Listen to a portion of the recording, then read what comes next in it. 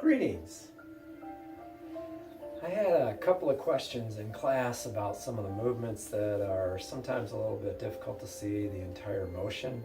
Depending on where you are in the room during class, you might not see certain parts of the movements. One of those movements is parry and punch. I'm going to demonstrate it from the side view and towards the camera so that you can see what happens with the hands. A lot of times it's hard to see what both hands are doing. So for parry and punch with the right fist, you're going to step through with the left hand. It's after you've done deflect downward. And so when you step through, your left hand presses down across the body as the right hand comes into a fist by the hip.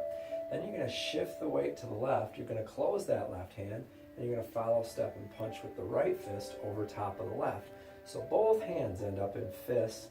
The punching hand is palm inward, and the parrying hand is palm downward. Now I'll show you that from this side so you can see it a little bit better. As you step through with the left hand presses palm down, the right hand's in a fist by the hip.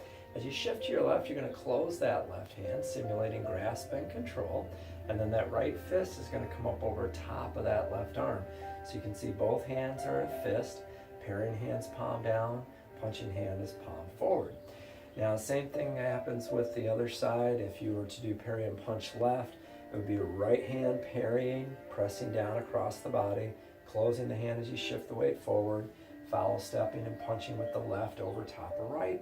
Left hand punching hand is palm inward, and the parrying hand or your right hand is palm down.